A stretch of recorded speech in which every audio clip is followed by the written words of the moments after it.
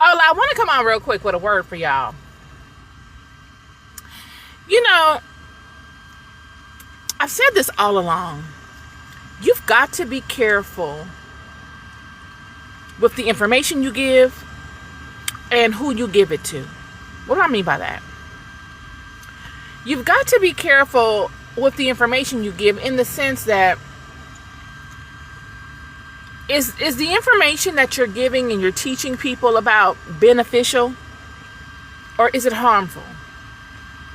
We live in a day and age right now where information is everywhere. You can log onto a phone and find information out. There's really not a secret anymore. You don't have to know people to know stuff.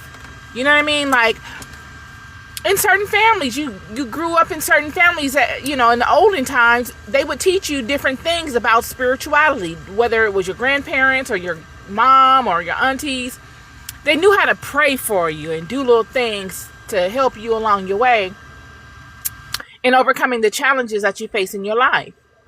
But they would know that in order to help you, to lend their energy and their insight to you to help you solve a problem or overcome a challenge in your life, they be taking a risk.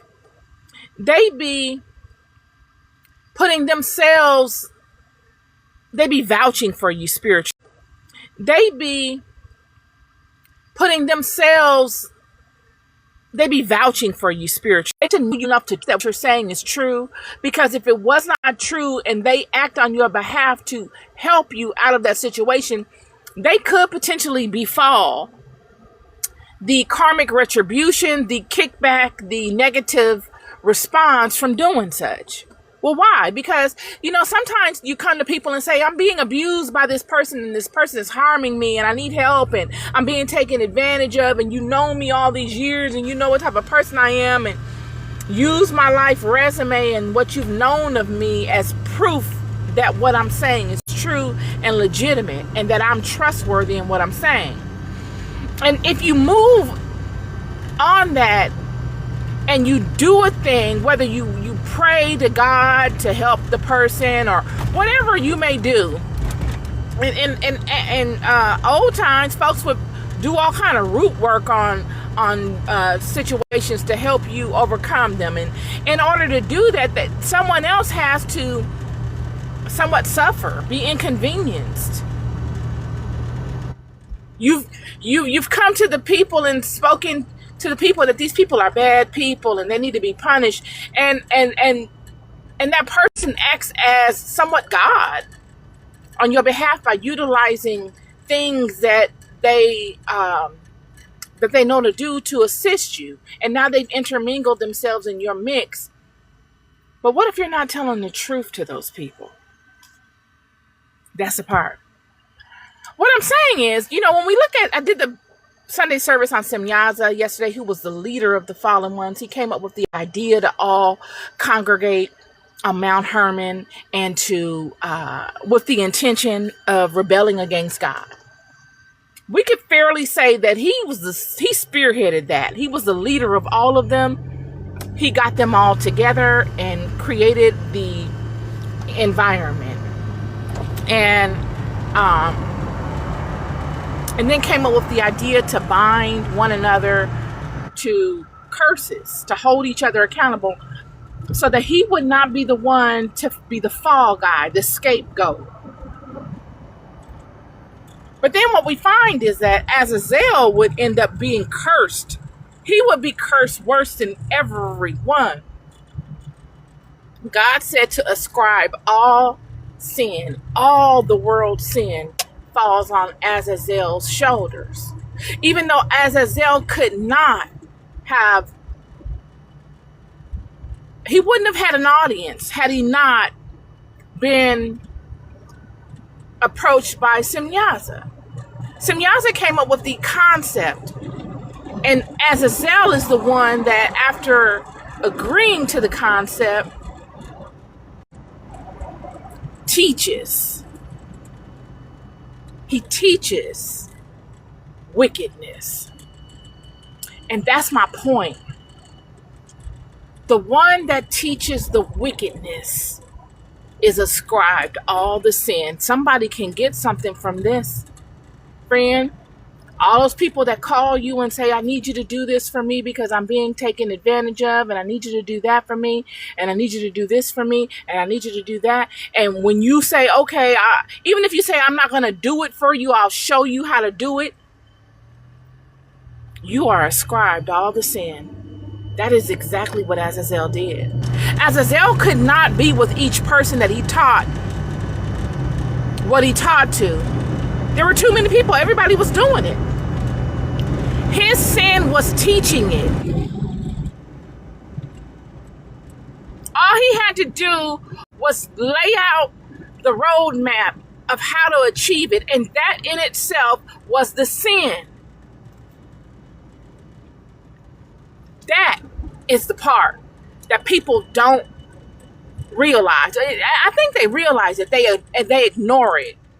And they feel that if they neglect it, that it won't have power. That is a lie. You're psyching yourself out. You are responsible for what you impart to others. It is you that is responsible. Are you leading people to righteousness, or are you leading people to wickedness? Because whichever way you're leading them, you're responsible. You must stand in that. Whether it's on the righteous foot, you stand in righteousness. You lead people to righteousness. Or it's on the wicked foot. You stand in wickedness if you lead people to wickedness. Whether it's teaching them how to do wickedness so that you can get your own selfish needs met, so that you avoid in your mind the retribution, the karmic kickback or backlash from it. You don't avoid it. Scripture is showing us this. God is far too wise for you to undermine God's thinking. By you hiring on someone else to do your dirty work, you are ascribed greater levels of sin. I'm here to tell you.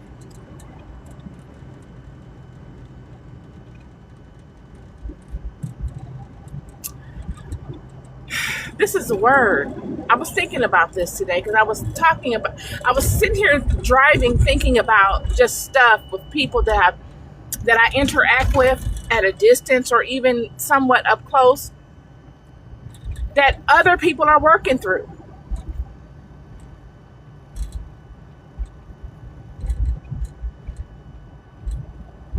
It's amazing. You are ascribed to sin. You got to stand easy. You are ascribed to sin. You got to stand in that, and you got to own that. And only you know if it's worth it or not.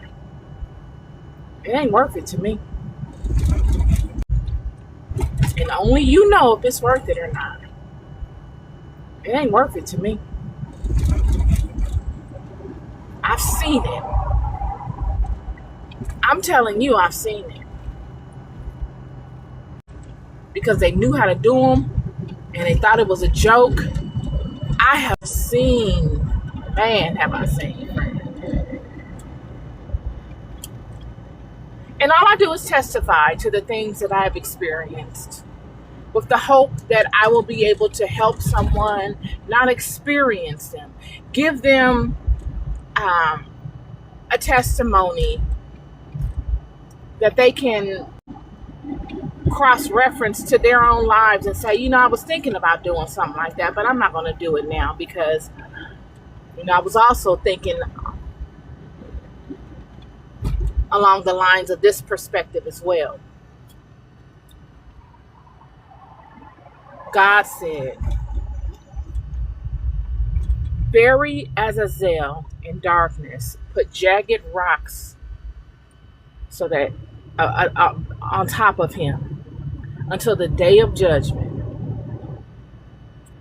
Humiliated him. He's humiliated. This is the wise. These are the wisest, y'all. You got to understand this. These individuals are not your just okie doke, angel. I'm an angel. Oh, you're an angel. No, this is not that. We've watered it down. These are brilliant, intellectual beings. Humbled in the most humbling fashion.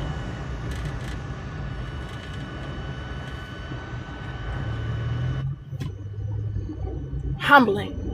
No way to get from up under it until God says it's time. Humbling. All of the wickedness, God said to ascribe all sin to Azazel. All sin. Everything. The scapegoat. But not really the scapegoat. Because what he taught would flower out in all directions, and it would give birth to sin upon sin upon sin upon sin.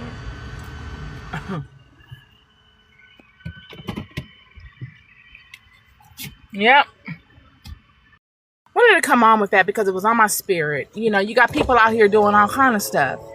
Nowadays, you got people out here doing all kinds of things for money, for all of these things. But you got to know the place that money holds. Something's just not worth money, friend. I'm telling you. Something's just not worth it. But the only time you know that is when you get to the place of retribution, when you get to the place of having to pay for that thing that you bartered for money. That's the only time that you're able to see, really, was the money worth it? And you'll say, no, it wasn't. Absolutely.